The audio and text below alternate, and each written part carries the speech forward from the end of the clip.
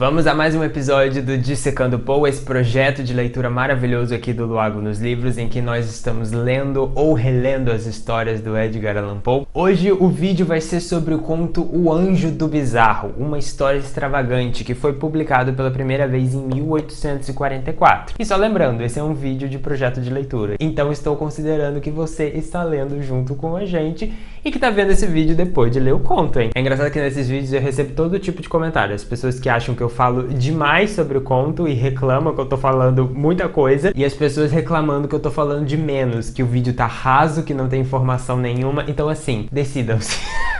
Mas na verdade eu faço esses vídeos por mim mesmo. Às vezes eu quero falar muito sobre um conto, às vezes eu não tenho muita coisa pra falar sobre ele. Eu faço o vídeo que eu gostaria de assistir sobre aquela história e do que eu tô sentindo no momento. Não posso fazer nada, mas eu espero que você esteja gostando. Vamos lá, essa história do Anjo do Bizarro, bem, o título já revela muita coisa, né? Vai ser uma história bizarra, uma história extravagante. E esse é o tipo de conto que, se fosse escrito por um autor brasileiro, seria mais ou menos como A História de Pescador. Sabe aquele tipo de história que as pessoas te contam, ou que às vezes até acontece com você mesmo, que você fala, cara, isso aqui não é possível que aconteceu, só pode ser mentira. Não acredito que eu vivo num mundo e que isso aqui seja possível de acontecer. Pois é, esse conto do Poe pega um pouco dessa premissa de coisas estranhas que acontecem na nossa vida e que quando outras pessoas contam isso pra gente, a gente fala, história de pescador, é mentira, sem dúvida nenhuma. E esse conto também, eu acho, se relaciona bastante com a própria vida do autor,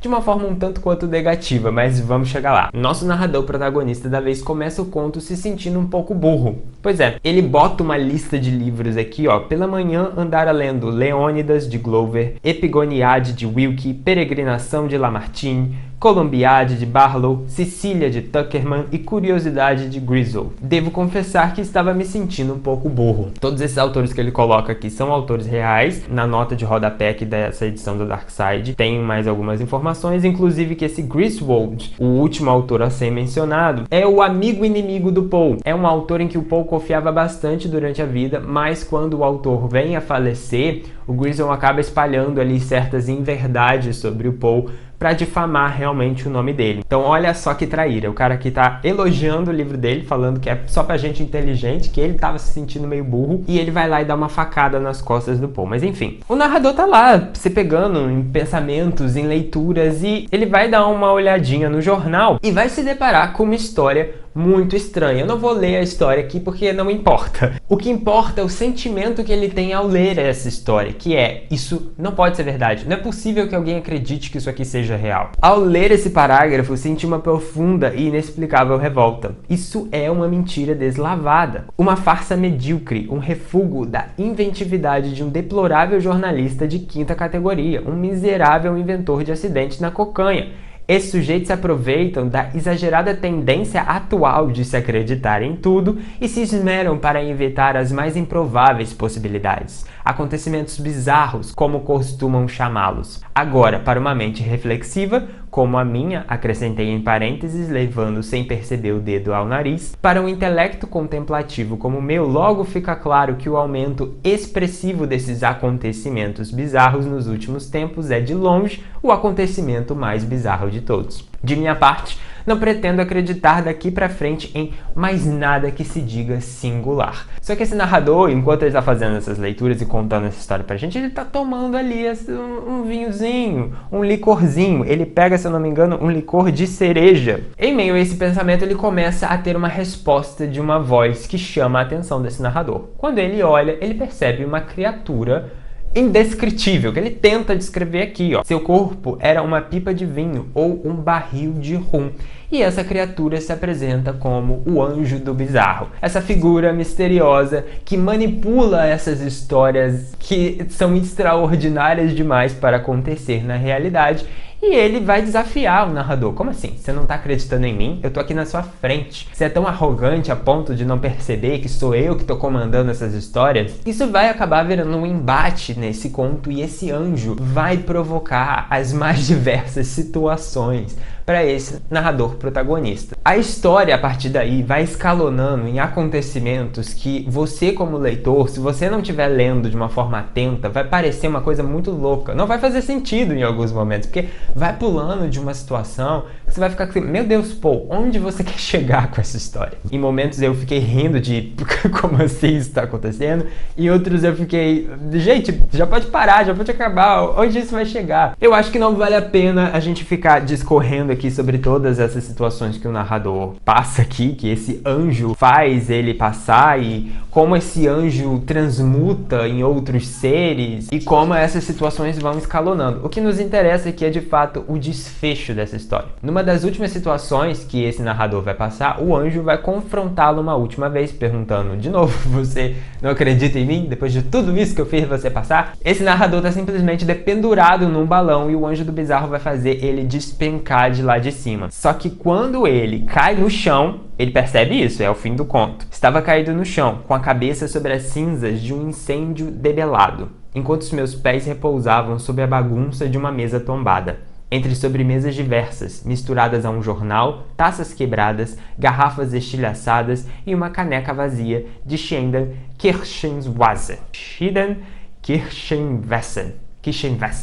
Que é a água ali, o licor que ele estava tomando. Ultimamente, essas leituras estão exigindo demais do meu alemão, hein? Mas vamos lá. Eis a vingança do anjo do bizarro. É pura e simplesmente um conto cheio de coisas estranhas acontecendo com esse protagonista. Mas por que eu gostei desse conto? Por que eu acho que ele se relaciona com a vida do Poe? Eu acho que o Poe revelou bastante coisa, bastante sentimento sobre a vida dele aqui nesse conto. A gente sabe que o Poe, ele tinha problema com bebida. Não sei ao certo nível de alcoolismo para contar aqui para você, se ele era de fato alcoólatra ou se ele gostava de beber, mas eu acho que a gente pode falar que ele era alcoólatra sim. E aqui a gente tem um conto em que o anjo do bizarro tem a forma de bebidas. Na descrição desse anjo do bizarro, o Poe coloca um barril de rum, fazendo de fato uma relação da bebida com o que ela provoca. O anjo do bizarro nada mais é, pra minha interpretação desse conto, tá? Deixando isso bem claro sempre, o que a bebida faz você fazer. Tem gente que realmente tem um problema sério com bebida, e o Poe era uma dessas pessoas. E nem sempre, na maioria das vezes, essas pessoas vão acabar vivendo coisas e cometendo atrocidades em nome da bebida. Situações essas que essas pessoas normalmente não fariam e não se meteriam se não fosse a bebida. No final do conto, quando ele cai do balão e cai no chão, cai de volta na casa, na verdade não é ele caindo na casa. Ele bebeu tanto, ele pensou tanta coisa, foi numa linha de raciocínio meio louca de que ele estava vivendo essas coisas.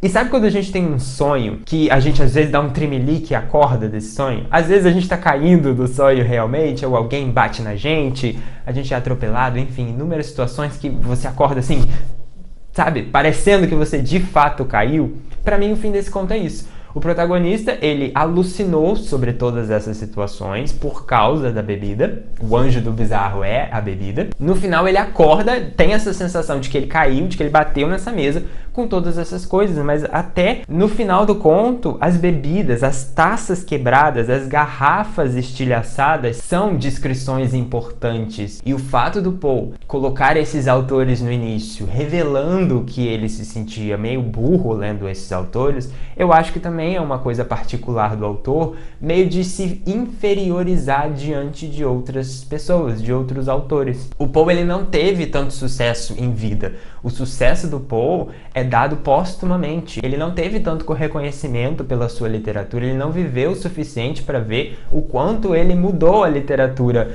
tanto estadunidense quanto mundial. Para mim, essa citação desses autores e essa menção dele se achar burro diante dessas leituras, atrelado a um conto que fala sobre a bebida, tem muito a ver com o sentimento autodepreciativo que ele pode ter sentido enquanto bebia, enquanto caía nesse alcoolismo. E eu não posso afirmar com 100% de certeza, mas diante de todos os meus conhecimentos sobre a vida do Poe e sobre essa primeira leitura, sem acompanhar nada extra, foi logo que eu pensei. Eu logo fiz essas associações, tá? Uma coisinha interessante relacionada ao título desse conto. Na verdade, a tradução do título, tá? O Anjo do Bizarro.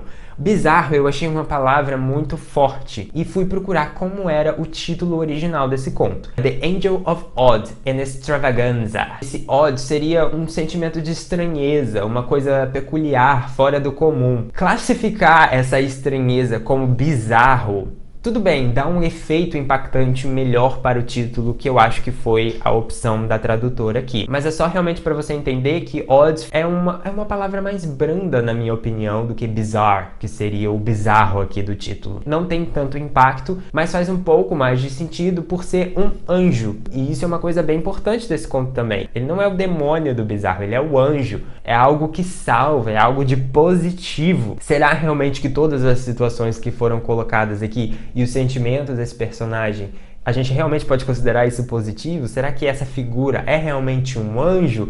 Ou será que é como é vendida? Né? A bebida vai te salvar, a bebida pode ser a salvação para os seus problemas, mas na verdade ela não é. E o Odd também faz uma brincadeirinha com relação à publicação desse conto, que era numa revista, porque Odd também significa ímpar, né? Números pares, números ímpares. E o título desse conto veio impresso nas páginas ímpares da revista em que ele foi publicado pela primeira vez. Geralmente nas publicações, não é o caso desse livro aqui, mas vocês já devem ter visto, né? Publicações em que em uma página fica o nome do autor aqui em cima, na outra página o título do livro. Nas páginas pares estava Edgar Allan Poe e nas páginas ímpares estavam The Angel of Odd, porque eram páginas odd, que eram páginas ímpares. Enfim, uma pequena curiosidade para você, e me deixe aí nos comentários o que você achou sobre o Anjo do Bizarro, se foi satisfatório fazer essa leitura para você, enquanto eu estou te esperando no próximo vídeo do Dissecando Poe sobre mais uma criatura. O conto da vez vai ser o demônio da perversidade. Agora sim, nós temos uma criatura das trevas. E eu já adianto que tem uma coisinha peculiar sobre a tradução também que eu quero te contar. Até o nosso próximo vídeo. Um beijo